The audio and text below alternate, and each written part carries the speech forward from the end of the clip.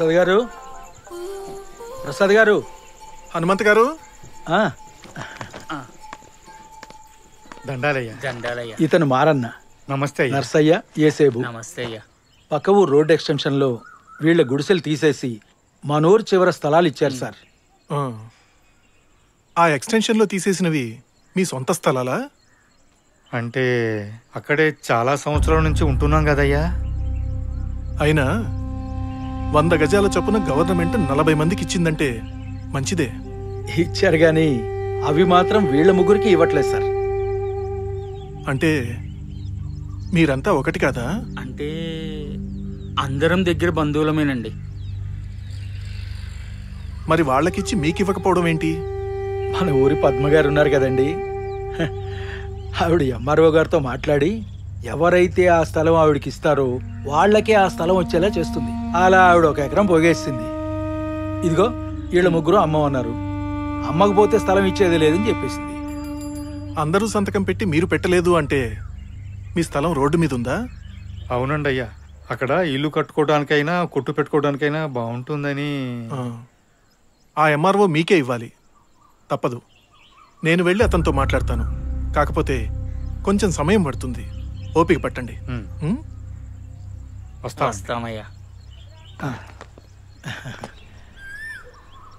ఏంటమ్మా మా గవర్నమెంట్ స్థలాలు ఇస్తుంటే మీరు అడ్డు పడతారు? ఏంటమ్మా వాగేదే? ఏంట్రా ఎక్కువ మాట్లాడుతున్నావు? చేయి చేసుకుంటే ఊరుకునేది లేదమ్మా. ఏం చేస్తావు నువ్వు? దిగు, ఎటు దిగు, కిందకి దిగు. పోండి, వెళ్ళండి, బయలుదేరండి. ఈయనెందుకు దిగబడ్డాడు ఇప్పుడు? పని పాట చూడండి బాబు, కొడుతున్నారు. పోలీసులు కూడా చూస్తూ ఊరుకున్నారు.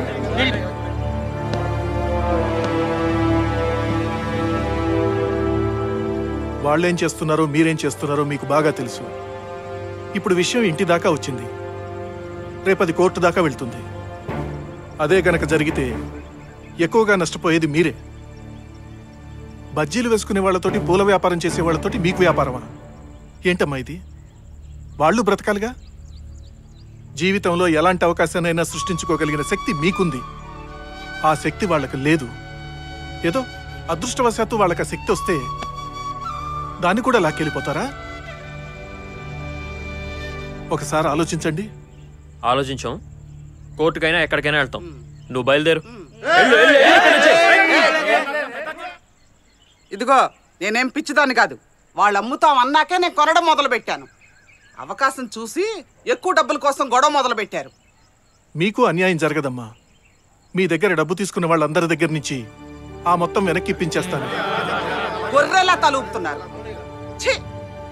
అసలు నేనే ఊరొదిలిపోదాం అనుకుంటున్నాను. సగం కారణం మీరే.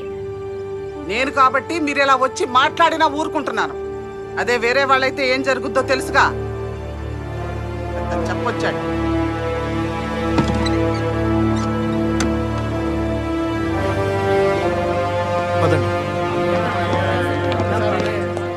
బాబు, ఇంత సహాయం చేసిన మీకు మేమేం చేయగలం బాబు?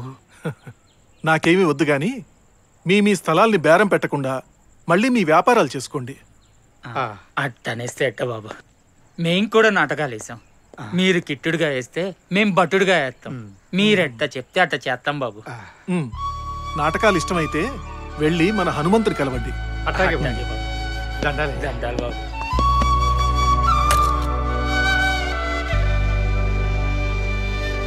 గంటలు వస్తాడన్నావు, ఎక్కడ్రా? అదిగా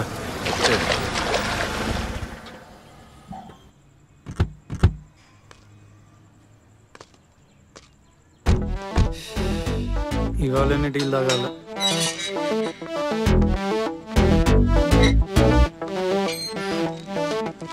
ఏంటి సార్, కొత్త అకౌంటా?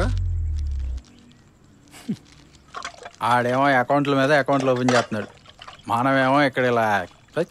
మామ, బెల్లం ఉంటే చీమొస్తుంది, బొగ్గుంటే బూడిదే వస్తుంది.